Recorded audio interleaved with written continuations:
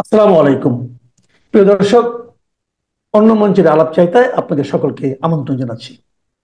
Advocate জেরাই খান পান্না Bangladesh supreme কোর্টের একজন senior আইনজীবী। চলতি বছর আগস্ট মাসে জেরাই খান পান্নাকে আদালত বলেছিলেন ট্রেন স্টেশন ছেড়ে যাওয়ার পর আর ট্রেনে ওঠা যায় না, কিন্তু মাত্র 4 মাসের ব্যবধানে সেই একই আদালত বাংলাদেশের সাবেক প্রধানমন্ত্রী শেখ হাসিনার জন্য স্টেট ডিফেন্স আইনজীবী হিসেবে জেরাই খান পান্নাকে নিয়োগ দিয়ে তার হাতে স্বর্ণালী টিকিট ধরিয়ে দিল, যাতে আগের ট্রেন মিস করেও নতুন করে তিনি যাত্রা শুরু করতে পারেন। আবার কয়েকদিন আগে একই আদালতে শেখ হাসিনার মৃত্যুদণ্ডের রায় দেওয়া হয়েছে। আন্তর্জাতিক স্বনামধন্য মানবাধিকার সংস্থাগুলো ওই মামলার বিচারিক প্রক্রিয়া ও রায় নিয়ে কড়া সমালোচনা করেছে। এমনকি সরকার সমর্থকরাও ওই মামলায় আদালত নিযুক্ত স্টেট ডিফেন্সের কাজ ও তার যোগ্যতা নিয়ে প্রশ্ন তুলেছেন। তাহলে কি সেই সমালোচনা থেকে বাঁচতে জেরাই খান পান্নাকে নিয়োগ দেওয়া হয়েছে? আবার যে দুটি মামলায় জেরাই খান পান্নাকে নিয়োগ দেওয়া হয়েছে সেটিতে সাবেক ও বর্তমান মিলিয়ে 25 সেনা কর্মকর্তা অভিযুক্ত। আদালত পাড়ার অনেকে মনে এই সন্দেহ দানা বাঁধছে জেরাই খান পান্নার মতো অভিজ্ঞ আইনজীবীর এই নিয়োগ অভিযুক্ত সেনা কর্মকর্তাদেরকে কৌশলগত সুবিধা দেওয়ার জন্য করা হয়েছে।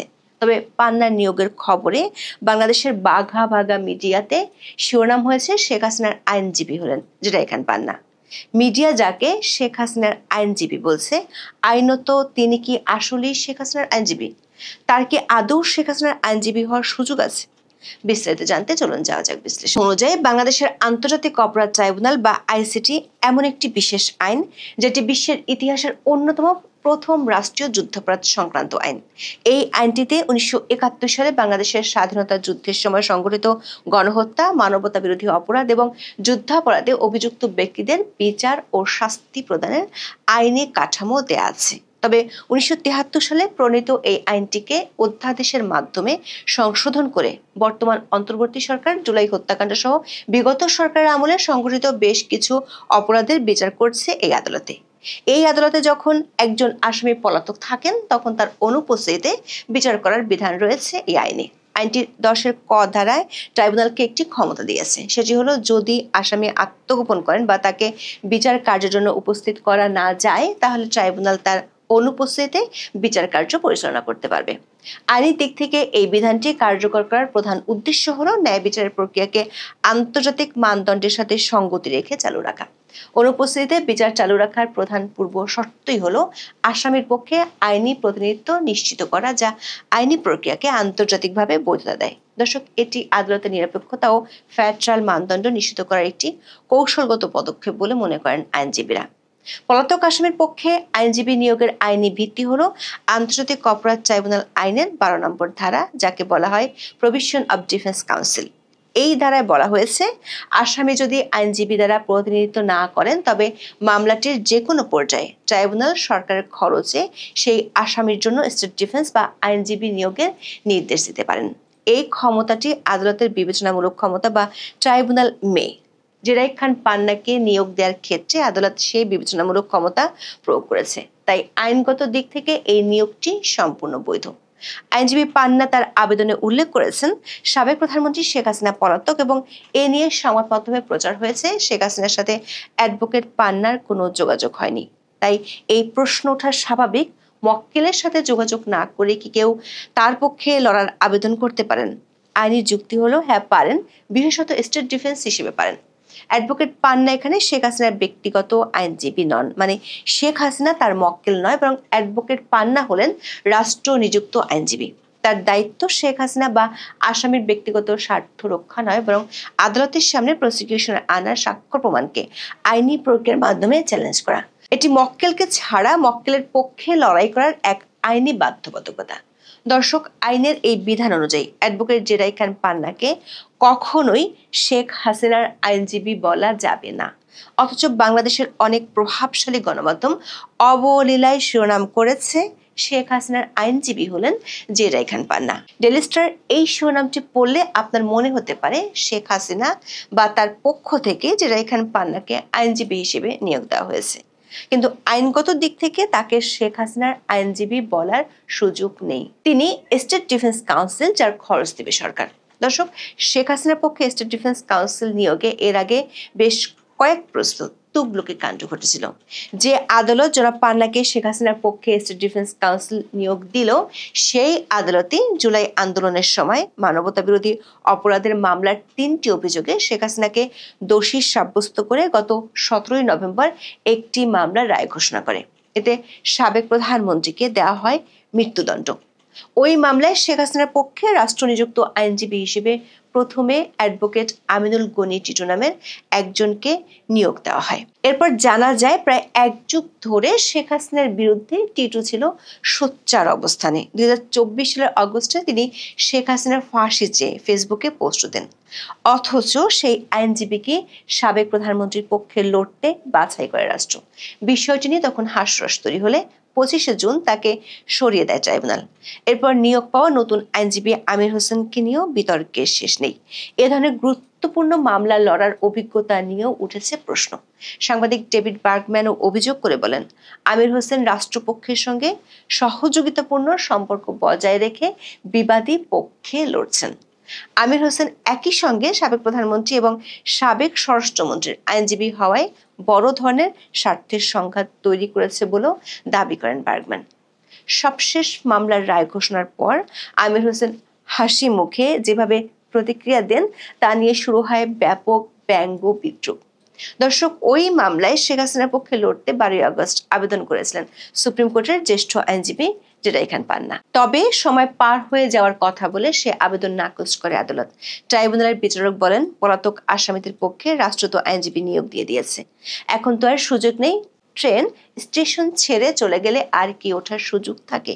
বিচারক সে সময় বলেছিলেন জেরাই খান পান্না সিবি জমা দিতে পারেন এবং সুযোগ থাকলে পরে তা বিবেচনা করা হবে। দর্শক, ট্রাইব্যুনাল আগস্টে পান্নাকে ঢুকতে না দিয়ে নভেম্বরে তাকে স্বাগত জানালো। যদিও আইনগত দিক থেকে বিচার করলে কোন মামলায় কাকে স্টেট ডিফেন্স কাউন্সিল নিয়োগ দিবে তার সম্পূর্ণরূপে আদালতের এখতিয়ার। কিন্তু আইসিটিতে যে মামলাগুলো চলছে সেগুলো অত্যন্ত সংবেদনশীল এবং এরই মধ্যে রায় হয় একটি মামলার বিচার প্রক্রিয়া নিয়ে আন্তর্জাতিক বহু মহল থেকে প্রশ্ন উঠেছে। সমালোচনাগুলো আন্তর্জাতিক মহলে আইসিটির ফ্যায়ারচাল প্রক্রিয়া নিয়ে গুরুতর প্রশ্ন তৈরি করে। ট্রাইব্যুনাল যদিও এই সমালোচনাগুলো নিয়ে প্রকাশ্যে কোনো মন্তব্য করেনি, তবে জনাব পান্নার নিয়োগ দেয়াকে এই আন্তর্জাতিক চাপ কমানো এবং দ্বৈত প্রতিনিধিত্বের সমস্যা নিরসনের একটি সরাসরি প্রতিক্রিয়া হিসেবে অনেক আইনজীবী দেখছেন। সে কারণে জেরাই খান পান্নার এই নিয়োগ নিয়েও কিছু প্রশ্ন দেখা অমূলক নয়। আইনশাস্ত্রকে বলা হয় জুডিশিয়াল ফ্লিপ-ফ্লপ। আবার যেভাবে জেরাই খান পান্নাকে শেখ হাসিনার আইনজীবী হিসেবে প্রতিষ্ঠা করার চেষ্টা করা হচ্ছে, সেটিও পরবর্তীতে সমালোচনার জন্ম দেবে। যদিও জনাব পান্না দাবি করেছেন বঙ্গবন্ধু কন্যা শেখ হাসিনার বিরুদ্ধে করা মামলা পরিচালনার জন্য আরও প্রপার ডিফেন্স দরকার, কিন্তু আইসিটিতে আইনি লড়াই চালাতে শেখ হাসিনার সম্মতি আছে কি না তা নিয়ে রয়েছে ধোঁয়াশা। সাবেক প্রধানমন্ত্রীর সঙ্গে কোনো যোগাযোগ হয়েছে কিনা সেই প্রশ্ন অ্যাডভোকেট পান্নাও এড়িয়ে গেছেন। দাবি করেছেন আইন অনুসারে পলাতক অভিযুক্তের পক্ষে আইনি লড়াই চালাতে বিবাদী সম্মতির কোনো প্রয়োজন নেই। আবার শুরু থেকে বর্তমান আইসিটির বৈধতা নিয়ে শেখ হাসিনা এবং আওয়ামী লীগ যেখানে প্রশ্ন তুলেছে, সেখানে আইনি লড়াই বিশেষ কি সুবিধা দেবে? আবার সাম্প্রতিক সময় মঞ্চ ৭১ একটি অনুষ্ঠানকে ঘিরে অ্যাডভোকেট জেরাই খান পান্নার ভূমিকা নিয়ে প্রশ্ন ওঠায় আলোচনাটা আরো বেড়েছে। কয়েক মাস আগে মুক্তিযুদ্ধ ও মুক্তিযোদ্ধাদের অবমাননার প্রতিবাদে ঢাকা রিপোর্টার্স ইউনিটিতে একটি কর্মসূচির আয়োজন করেছিল মঞ্চ ৭১ নামে একটি সংগঠন, যার আহ্বায়ক হলেন জেরাই খান পান্না। সে অনুষ্ঠানে একদল মব সন্ত্রাসী অনুষ্ঠানের অতিথিদের উপর হামলা চালিয়েছিল। পুলিশ হামলাকারীদের গ্রেপ্তার না করে উল্টো অনুষ্ঠানের অতিথিদের মধ্য থেকে রাজনীতিবিদ, সাংবাদিক ও শিক্ষক সহ অনেককে গ্রেপ্তার করে। তখন প্রশ্ন উঠেছিল, অনুষ্ঠানের ডাক দিয়ে জেরাই খান পান্না কেন সেই অনুষ্ঠানে তখন যাননি? ওই মামলায় সাংবাদিক মঞ্জুর আলম পান্না ও সাবেক মন্ত্রী লতিফ সিদ্দিকী এর মধ্যে জামিনে মুক্তি পেলেও আরো অনেকে এখনো কারাগারে আছেন। লতিফ সিদ্দিকের পক্ষে তখন লড়েছিলেন জেরাই খান পান্না, তবে কারাগারে থাকা অন্যদের পক্ষে কোনো কথা বলতে দেখা যায়নি জনাব পান্নাকে। দর্শক, আরো একটি কারণে আদালত পাড়ায় জেরাই খান পান্নার এই নিয়োগটি নিয়ে আলোচনা হচ্ছে। যে মামলাগুলোতে অ্যাডভোকেট পান্নাকে স্টেট ডিফেন্স হিসেবে নিয়োগ দেওয়া হয়েছে সেগুলো অত্যন্ত সংবেদনশীল। মামলাগুলো শেখ হাসিনা শাসনামলে গুম ও নির্যাতনের ঘটনায় মানবতা বিরোধী অপরাধের অভিযোগ সংক্রান্ত।